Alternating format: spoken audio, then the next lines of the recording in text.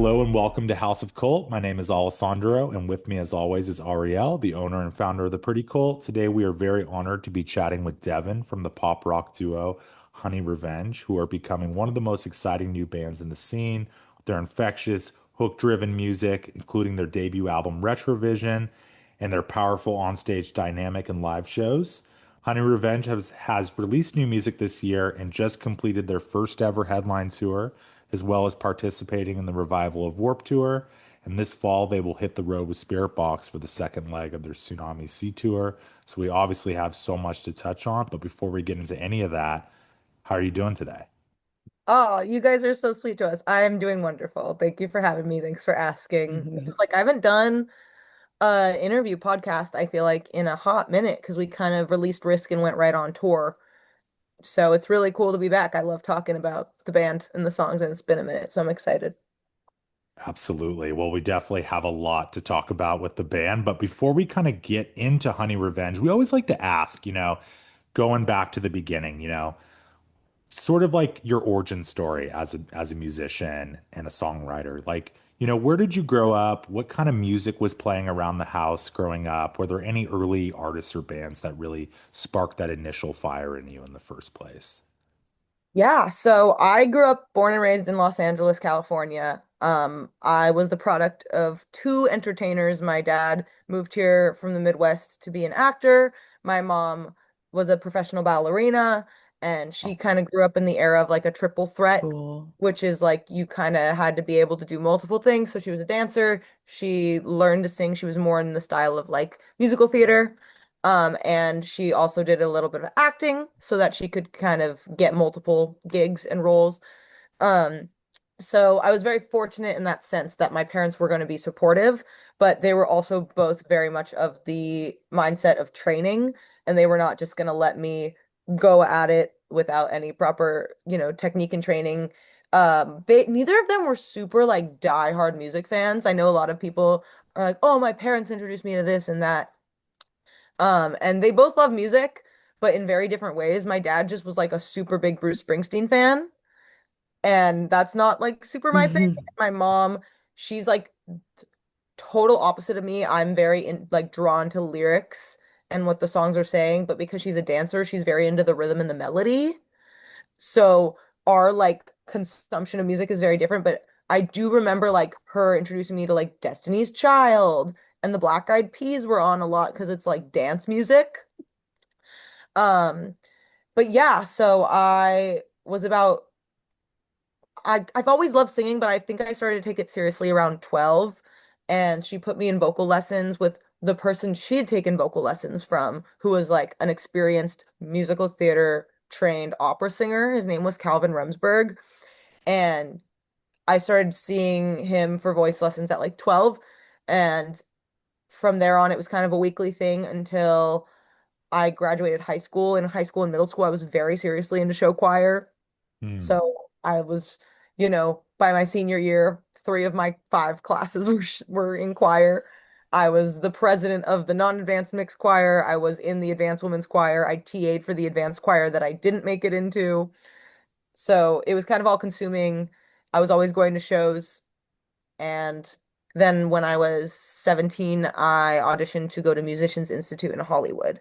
And from there, I kind of like learned how to count in a band. And I always knew I wanted to be in a band. I grew up going to shows in the scene. And so for me, that was really where I kind of found my performance side of myself because I'd Hmm. always loved writing music. I'd always loved singing covers.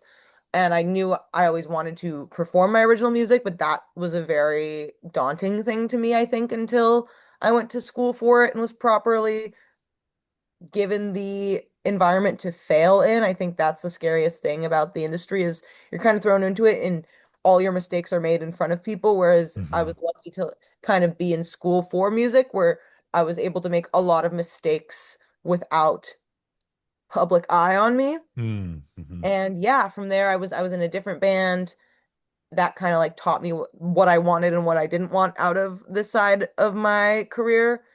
And then the pandemic hit, that band kind of broke up, but was like hoping to reshape and reform.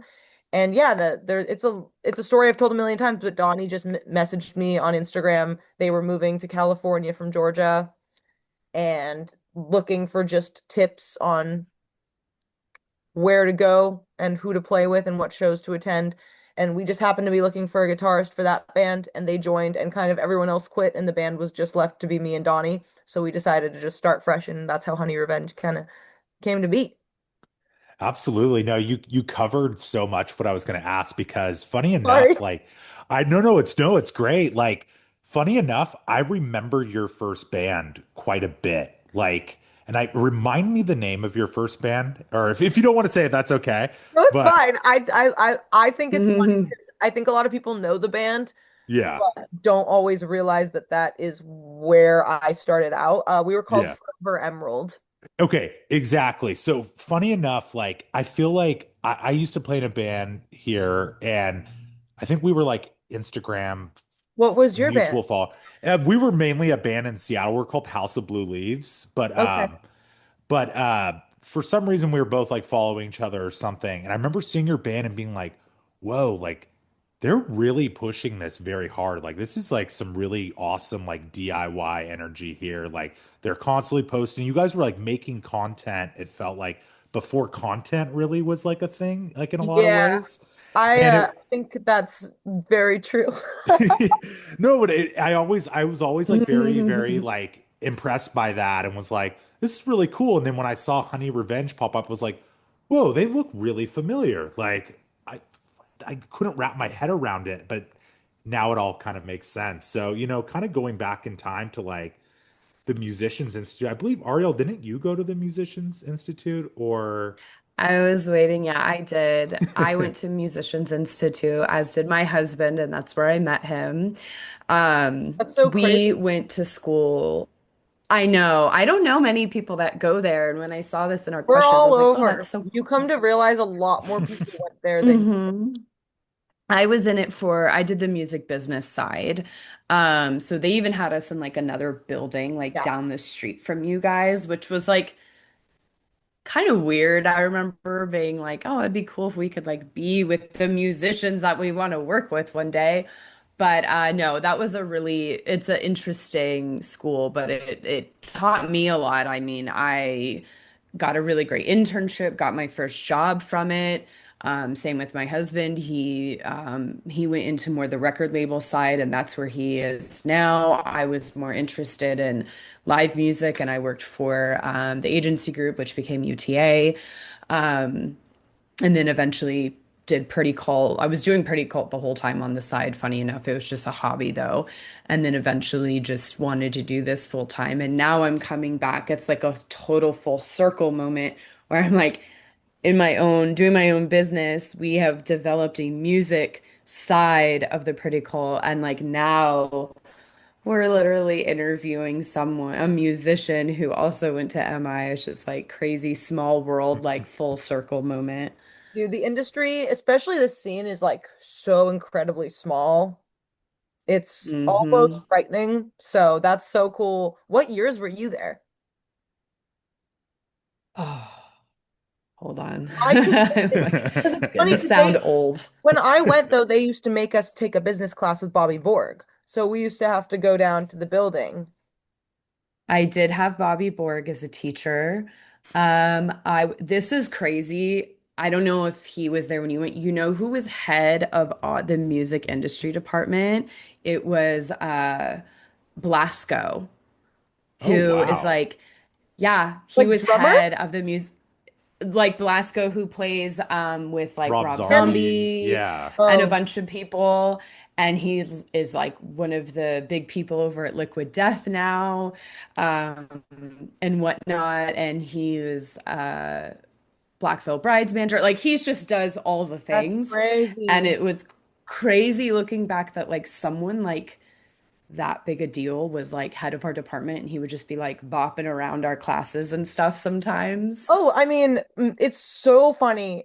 If you really want to get into it, Levi Benton from Miss May I used to always be at MI doing stuff.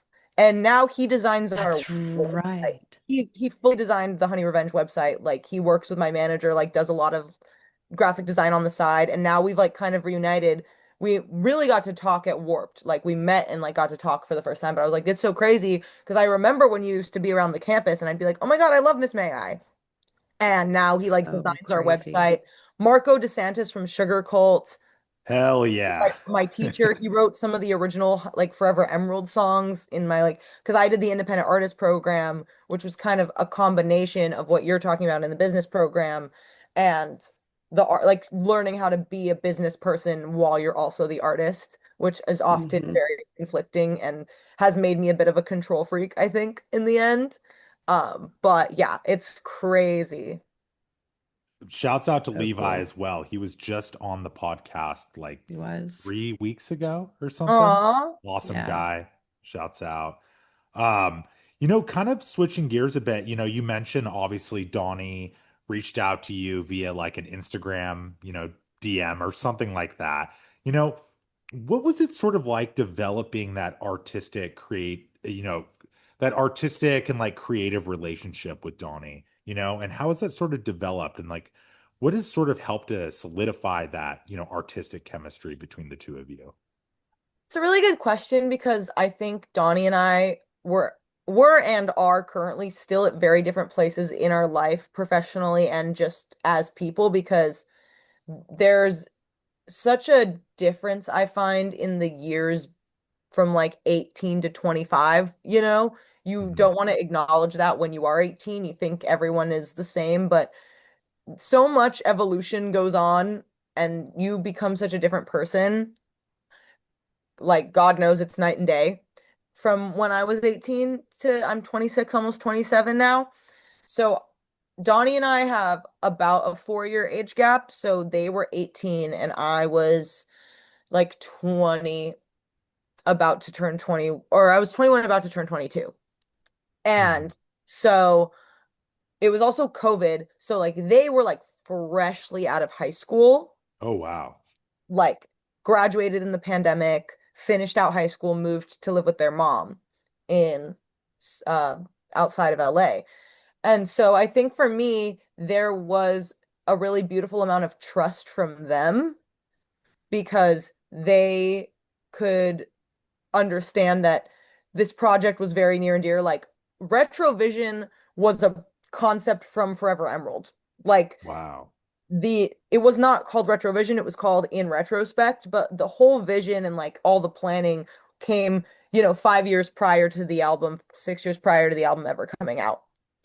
So I Mhm. think there was a level of understanding of like, okay, like maybe let me take the reins a little to start this out because they joined this band to be the lead guitarist, not the primary instrumentalist, Mhm. but that's kind of what ended up happening. They joined a band, every other person that played an instrument quit, and then it was just them and a singer who doesn't play an instrument, doesn't know how to produce, cannot work a DAW. I'm Logic certified from school. Uh, but like, let's be I'm real Logic about, certified from YouTube. oh, and like, let's be real about my true ability in that regard. But yeah, they really trusted me, and I think I really appreciated their positivity and their outlook towards the industry at that point, because obviously I'm even further weathered now, and there's much more to come as our career grows and continues. But I was already pretty jaded from how the last project ended and Mhm. how everything was handled in that Forever Emerald era. Mhm. So I was pretty sharp-witted. And again, I have that extra layer of like, my mom didn't manage me. I kind of created that separation of church and state Mhm. pretty early on because like my mom understands entertainment industry, but the band DIY band rock scene was not something she had really ever like worked in. But I Mhm. had that knowledge from growing up with a mother who knew how to manage, Mhm. and I grew up around people that knew how to schmooze and network. Like that was a very big part of my life. Just I was born to entertain people because both my parents were entertainers. Like there was a lot of trust from Donnie, and I think creatively, like I watched them grow a lot, and they were already a very talented guitarist. I think that was something I really wanted to hone in on was I wanted to just watch them grow. because they came into this very open-minded and very trusting, and they were so good right off the bat. I knew deep in me, I was like, they're just gonna be so fucking good. They're going to be one of the best guitarists by the time this band is established and touring, for being as young as they are. They're very locked into like practicing and technique, and they have a lot more work ethic when it comes to their craft and their instrument than I think a lot of people had and I had dealt with. Going to MI, you have a lot of people that just want to shred and just want to be Hmm. this like the rock Yeah. star. They just want to rock on stage, and like there's plenty of bands for that. But in our scene, and especially with the kind of music I wanted Honey Revenge to make, they were very, very respecting the boundary between like cool guitar parts and also making songs that benefit my side of things. And like we have a very good understanding that even when we butt heads and don't necessarily agree, which is going to come, it's the nature of the beast of being a creative and being in a band. And that's why there's only two of us, because God forbid there was another cook in the kitchen. Like we'd get nothing done because we both have things that are important to us. That's just what being in a band is. It's a collaborative effort, which is what I love about it. But at the end of the day, we have this understanding that it is what is best for the song. So I think that's a big part of it is like they trust me to do my side and I trust them. But then I also, there's that mutual understanding of like, give me that trust back. Absolutely. I mean, looking at Retrovision, it really is so crazy to look back on it that it's your debut record, especially considering that the band had not existed for that long before it came out, and you're working with a new collaborator like Donny, yet it feels so fully realized. Like it feels like a record you would put out like two or three records in. Like it's just has such a clear identity right off the bat, which I think is really tough for a lot of bands for their first records. And y'all totally nailed that. And I'm kind of curious, like, now that we're a couple years removed from the release of Retrovision, what reflections do you sort of have about that era? Like, did the album exceed your expectations in terms of reception and the opportunities that came? I really appreciate that. Thank you so much for saying that Of because course. I think honestly my reflection kind of contradicts that a little bit in the sense that I only hope that we can become more and more cemented in our sound. I think with being in a band that early on, you have your whole life to make your debut record. Hmm. So you look at bands like, and I'm gonna throw some different ones out there though. You look at bands like The White Noise by Hmm. Paris. Hmm. That record Hmm. was so beautiful and so just great for a debut Hmm. record. You look at Blueprints by Wage War. Hmm. You look at The Finer Things by State Champs. Like we all had time because no one knew who we were. Hmm. And there's this Hmm. relaxed, like, no one cares. Mhm. Like we're just doing this for fun. It's so different. And I think now I want even more cohesive sounds. I think with Retrovision, we kind of went into it like no one's able to determine what we are. No one's gonna put us in this box but us. So we kind of threw in a bunch of different sides of what we wanted our band to sound like Hmm. early on. Like you have the Airhead and the Worst Apology, which are kind of like breaking off from that Don Broco Hmm. side of our tastes. You have songs like Habitual and Favorite Song, which like I grew up on a rocket to the moon Oh, and hell yeah. Pain and Boys Like Girls and like this kind of like more playful pop rock side. You have songs like Rerun and especially I feel like Scapegoat is kind of like very R&B and a little bit more playful and like the boundaries. And then you have songs, I mean, I could go on like Murphy's Law and Sensitive, which are like so emo. Like they're so Hmm. me getting into like that early Paramore, that You Me at Six, there's so much going on. And so we have so many influences, and I feel like that can be very cutthroat with a small band. Is like I run into that all the time with just people that are my colleagues being like, hey, like asking for advice, like, what is your advice? Because we have this influence and this influence. And I'm like, whoa, Hmm. whoa, whoa, reel it in. And like, Yeah. there are, it's a double-edged sword because I don't want to ever limit our creativity. Like, I want us to always be a band that you can't put in a box. But I think looking at Retrovision, I'm like, oh, like, I don't think I would do it differently, but I think it is a little all over the place, but I think that is what people like about us. Again, it's like Mhm. the things I love about us are also the things I kind of question if we did the right thing. But it worked out for us. It was also supposed to be an EP, and thank God it was an album because we've been touring on that one piece of body of work for almost 2.5 years, you know? Yeah, and not to mention, like, obviously you're gearing up for the sophomore record, which I think everyone's told you, like, the sophomore record is the make or break moment for any band. No one has to You tell know, me, no one Alessandra. has to tell you, I was you going into know. it with that mentality before.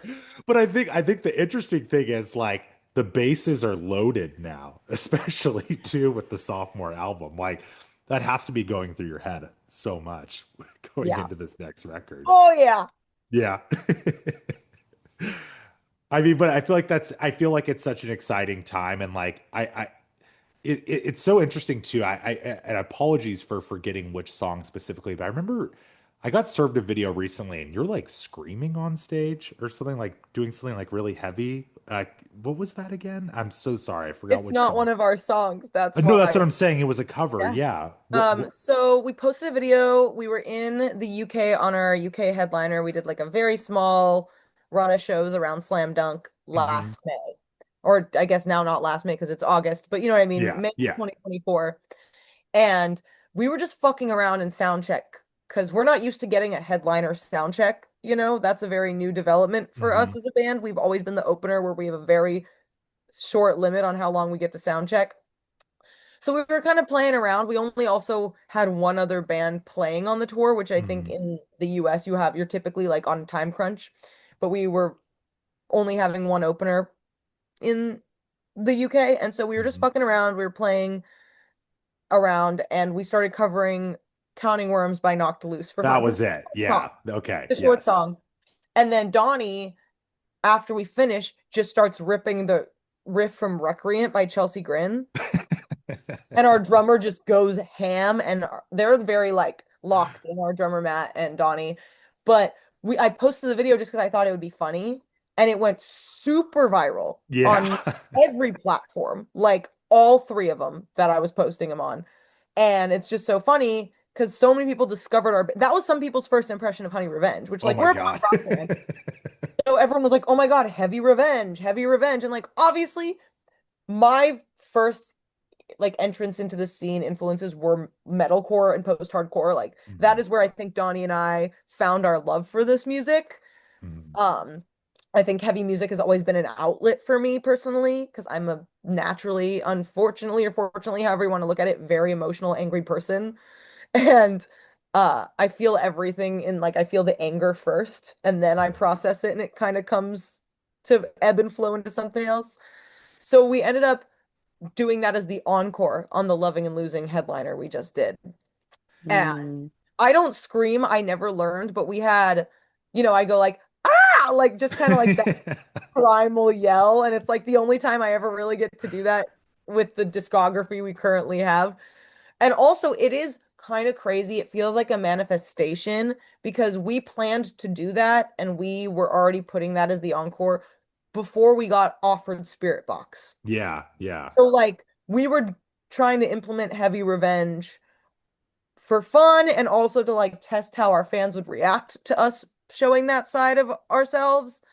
And then 5 days into the tour, we get asked if we want to do the Spirit Box tour. And it's kind of crazy because when that video went viral, we followed it up. And the next time we were in the UK, we sound checked with Holy Roller.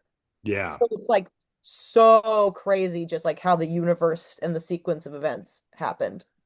I love that. Yeah, I sort of brought that up because I'm like, fuck, like next album, are we gonna get a Honey Revenge song on it?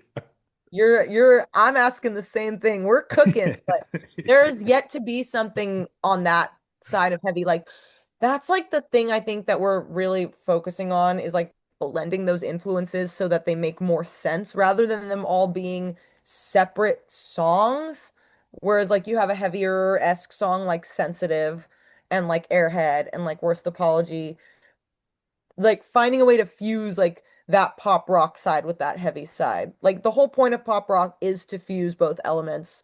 So it's like we want to make, I think Donnie's dream is to like make like if LMFAO and Kesha like fused with a guitar centered band, you know? Like if they were trying to make LMFAO or Kesha rock, you know? I'm here for it. Where do I I'm here for invest? it. Yeah. Yeah. So, let's go. I'm here for it. No, I think it's super cool too, because obviously y'all just wrapped your first ever headlining tour, which is obviously like one of the biggest milestones, early on in your career. What was that experience like connecting with your fans in that more direct and personal way where it's not a support tour, like you're going on at the end of the night, it's your event, everything. What was sort of going through your head during that run? I had a love-hate relationship with it. I have a love-hate relationship with headlining in general Mhm. because I love a challenge. And for me, opening is always so fun because I'm fighting to win people over every night. That is like my goal is to pick a couple people in the crowd that look like they don't get us and they don't fuck with us and Mhm. convince them by the end of the set that they do. And I really like thrive in that environment. So headlining is it's really hard. I have to push myself to be in the moment because I kind of go on stage. I'm like, well, these are already our fans, you know? Mhm. Sure, a lot of these people are seeing us for the first time, but it's our show. I don't feel, and that's like not a great feeling. I don't ever want to go into a set not feeling like I'm trying to win people over or I'm Mhm. trying to make this change their minds. Like that's what's tough. And also, there's the whole other side of like it's a longer set. It's way more strenuous on my voice. I get to socialize Mm. way less with the other bands. Like it's like but I get to build this lineup of bands that I really admire and really believe in. Like I have such deep love for all three of those bands. Like we have been friends with Nightlife and fans of Nightlife for years. I was sending Hansel, their singer, demos of Fight or Flight and like songs on the album before they were out years and years ago. We've been bouncing ideas off of each other for years. Vana is someone that I think is so cool and she is so brilliant in the way that she markets herself. And I think people underestimate her and think of her as one way, but she is so incredibly intelligent and fun and positive. And then her voice is gorgeous. She's really, I think, coming up with like the scene queen, the pretty wild, Mhm. like the deadlands of the scene where it's like, I love that primal part of me that wants to hear a woman scream all the time. And then Daisy Grenade are about to have the biggest year. I can just tell. Like they're Mhm. such pros. I cannot talk about this lineup enough. They are so incredible, all three of them. And I love a diverse lineup in the sense of like sonically and different kinds of people. That is like what I got into this music for is the acceptance side of the scene. So there's this side of like, I built this lineup of all my friends and bands that I want to watch, but I don't get to watch them because I'm doing VIP and I'm warming up and but then at the same time, if it weren't for the Loving and Losing tour, we wouldn't have gotten Spiritbox because that was the first time people have ever truly believed. I mean, people have their thoughts and their feelings and you want to think that people are looking out for your band, but I Mhm. think a lot of people didn't do our headliner. There's a lot of bands that we asked to do that headliner Mhm. that they were like, I don't know if you guys like can pull. We'd only ever been the opening band, and that's super valid. But it did not set me up for success mentally. I was going into it like, holy fuck, I'm so scared. None of these bands want to do this tour. Why should I want to do this tour? You know? And so there is that mixed thing of like, I had so much fun. It literally has already started to change our lives. Just like we got bumped up on Warp to main stage. We're doing Spiritbox. Like all these opportunities we have incoming, people are paying attention now. But also like, God, I love playing second or third and getting to chill. Yeah, absolutely. Sorry, that was We'll so long-winded. What I uh was gonna say, while I was listening to you is I think on a serious note, when you're like, oh, I didn't even know how, the Spirit Box tour, and you were saying how the difference is why you like opening versus, or, being that second or third band versus like the headliner.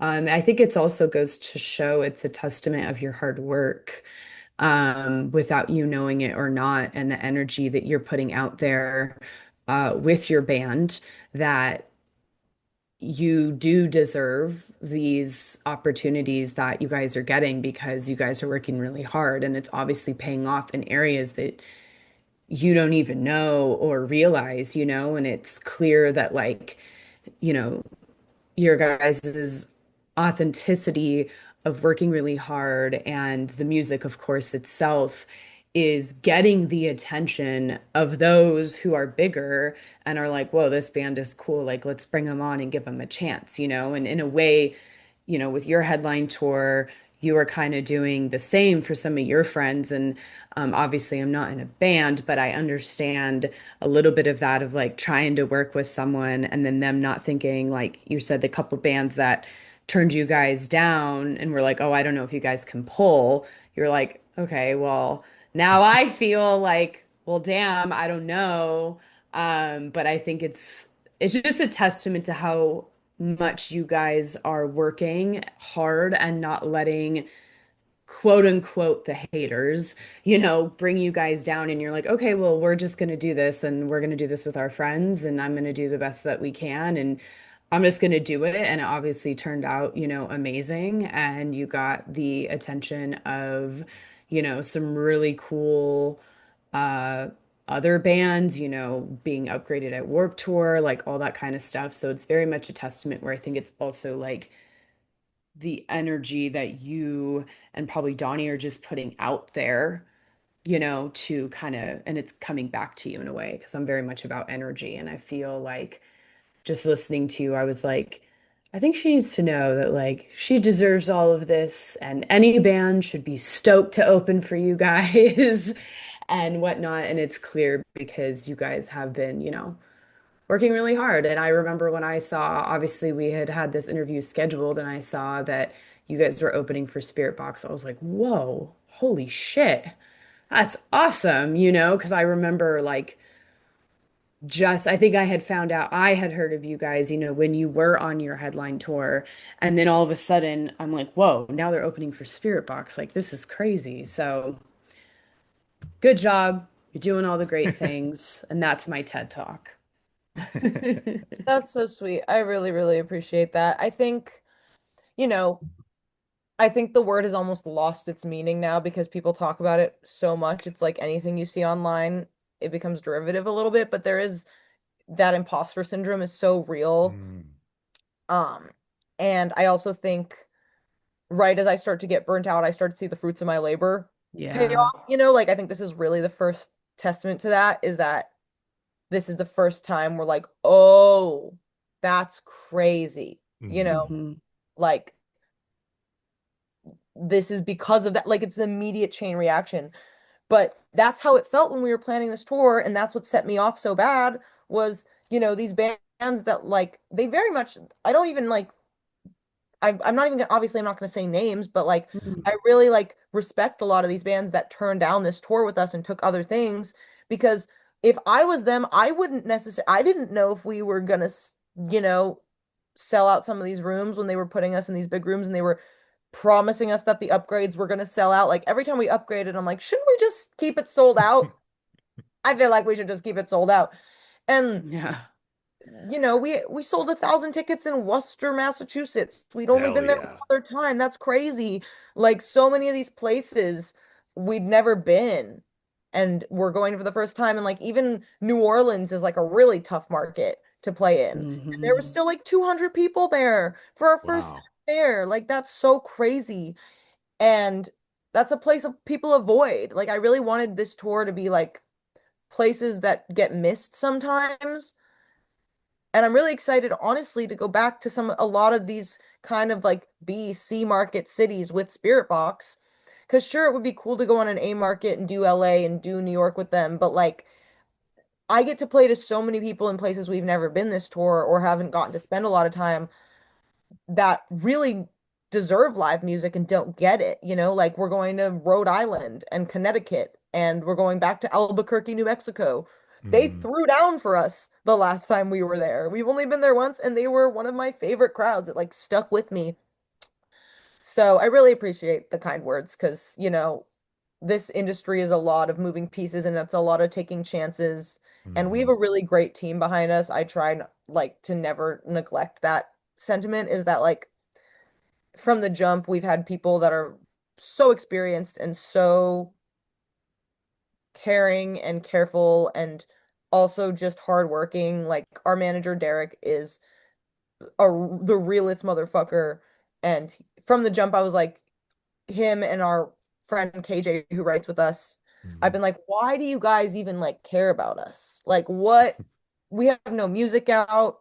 We haven't proven anything. Like, I was just trying not to fumble their faith in us. And now it's like everything we've done is paid off, but also like all of their trust and care and belief in us has paid off. So, like, there's so much going into it that's really beautiful. It's like kind of seeing like the fruits of our labor, but the Mhm. fruits of everyone's labor, everyone that's given us a chance. Bands like the Home Team, who took us out on our first tour when we had never ever done that and taught us the ropes, you know.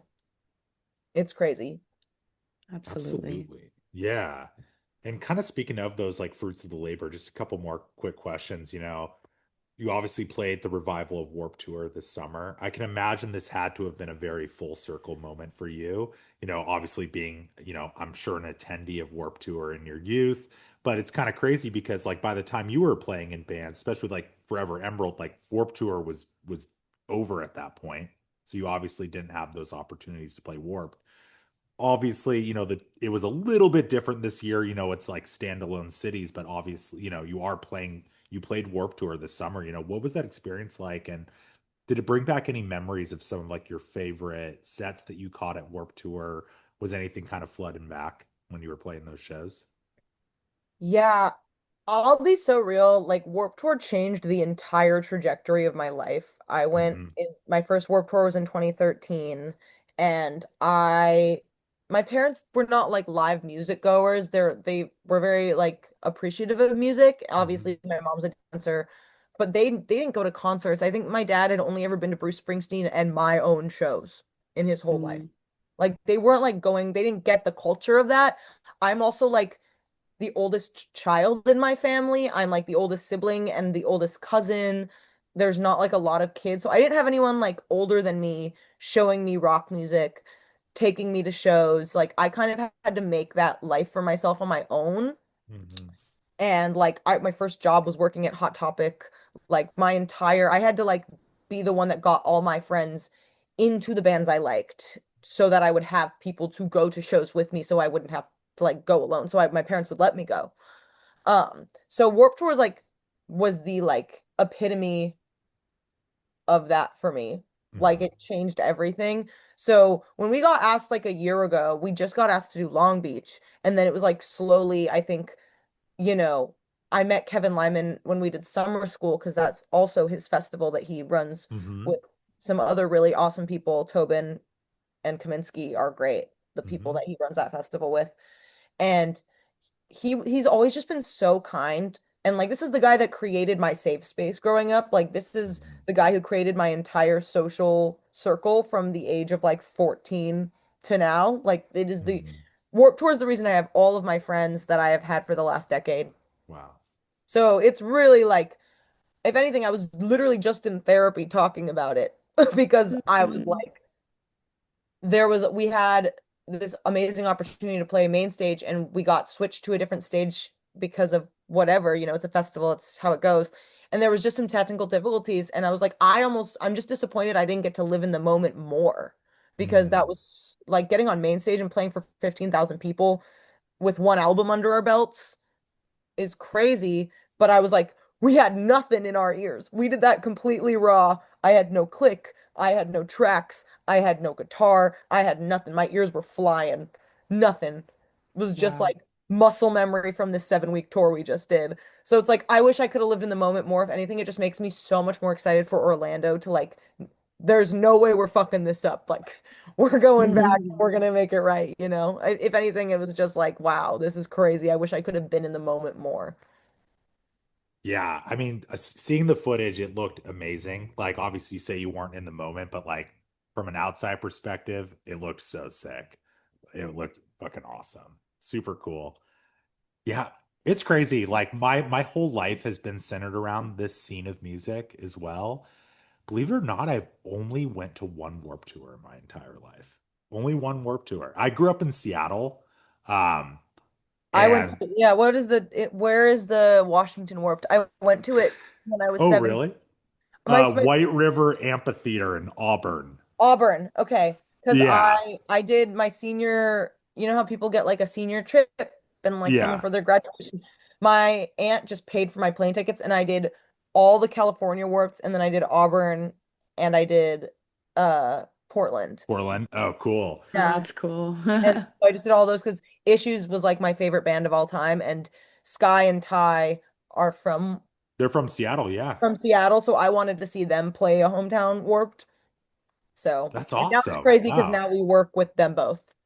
That's so cool. Wow. Yeah. Very full circle. Crazy how the universe works. It brings it all back. Switching gears a little bit, we always like to ask some, style questions on this podcast.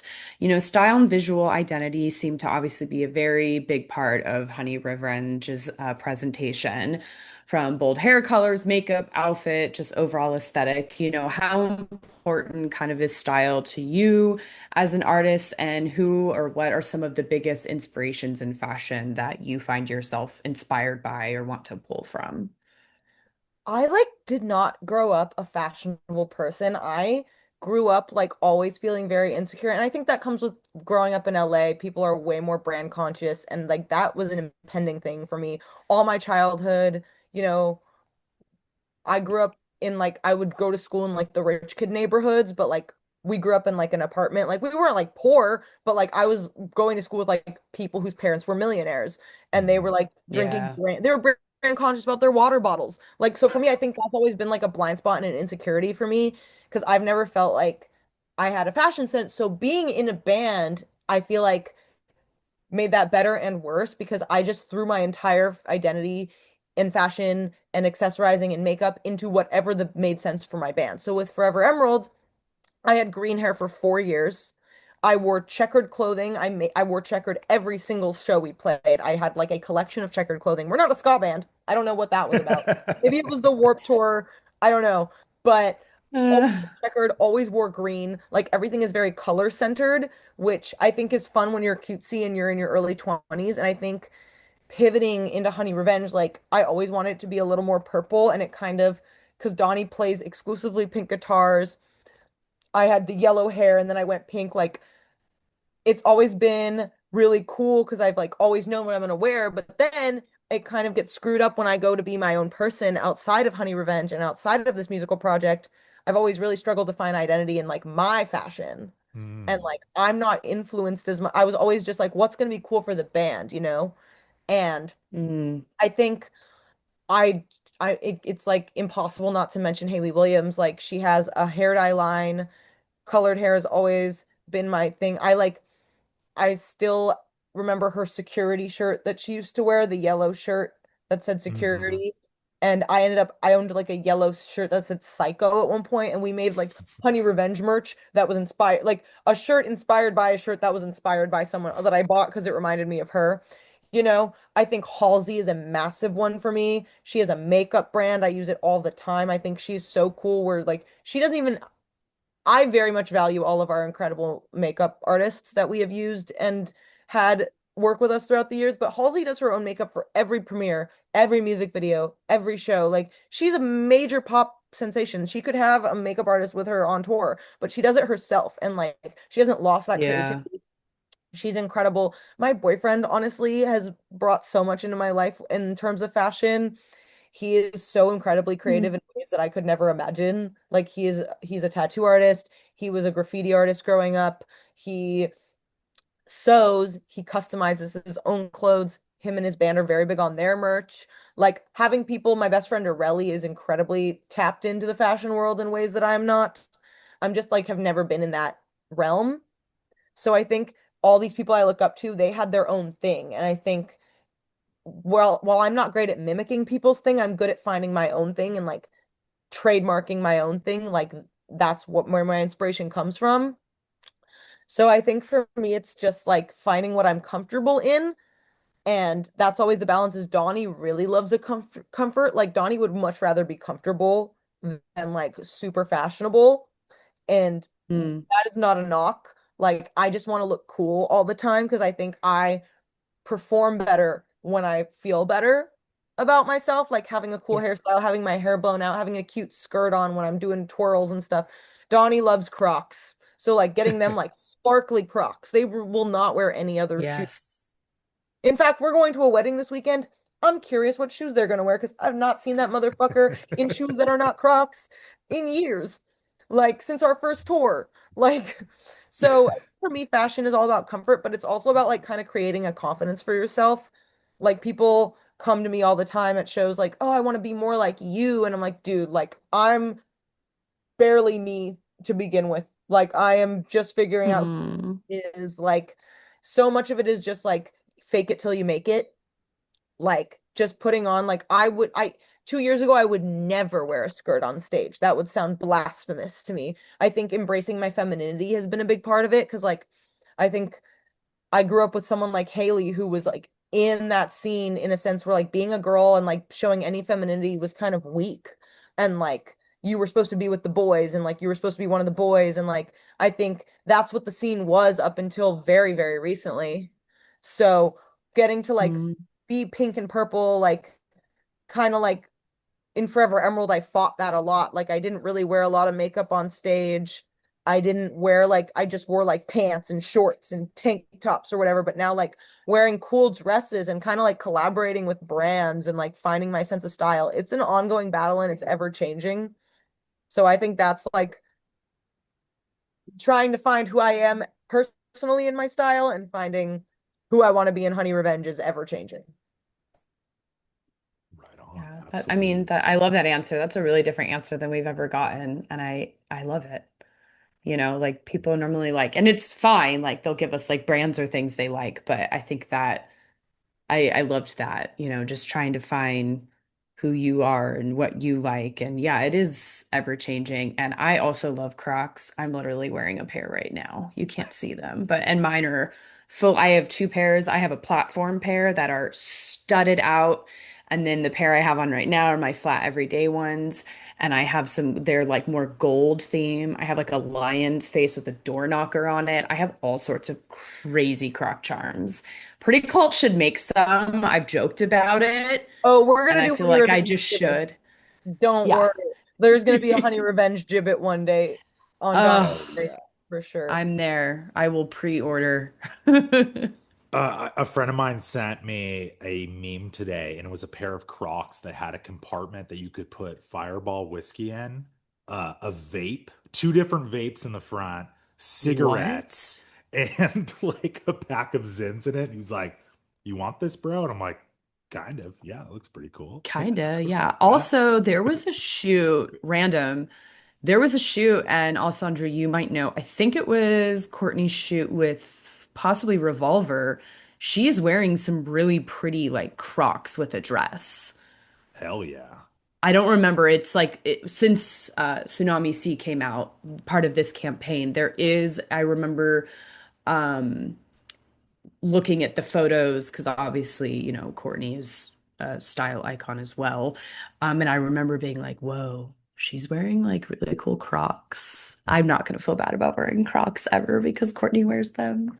Dude, and but that's so much of it is like people might say that about me, and I'm like, don't listen to me. I got like it's crazy the people we look to for like fashion and stuff, and you never know who is also struggling in their identity and their fashion. Yeah. Like it's so crazy because like I'm sure Courtney does not look at herself as a fashion icon. Mm.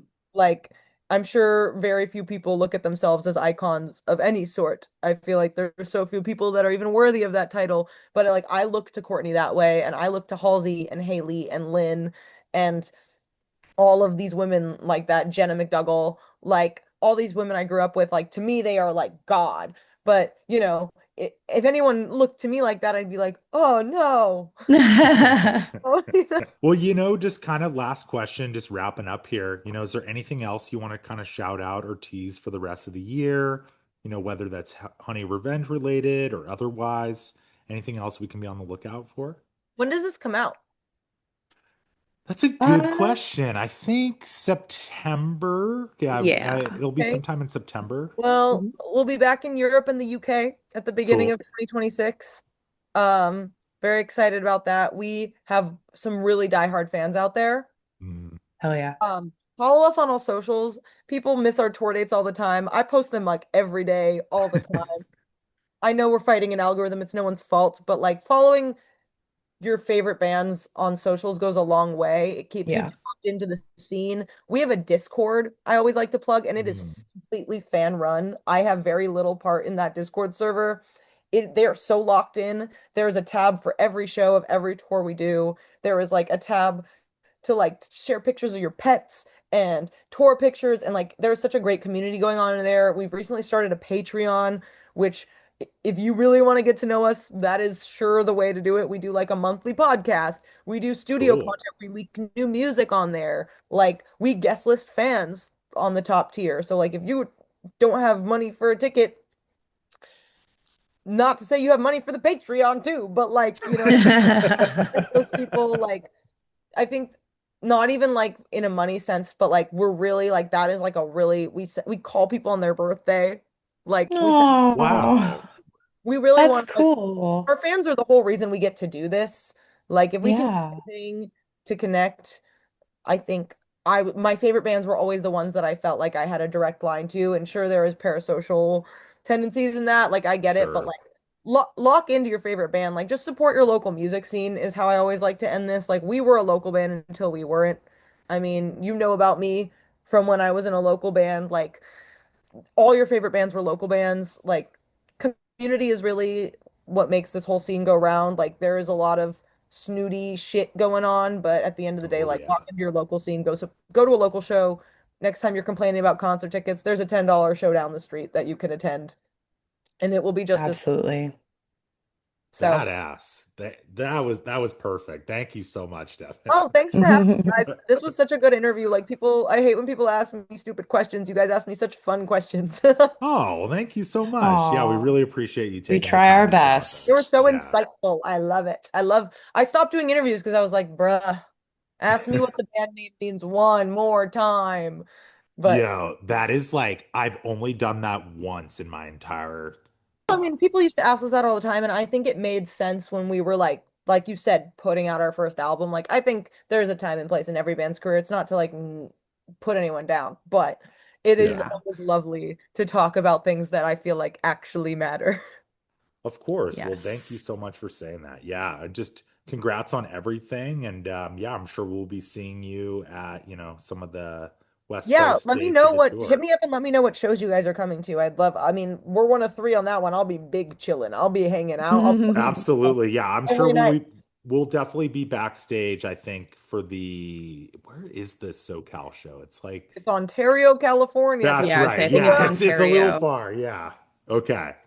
But if you guys want to also do any like on-camera interviews in person too, please, that would be so fun. I'd love to have Donny Absolutely. on. I always just do Yeah. because today's their partner's birthday also, so I was like, I'll just do it.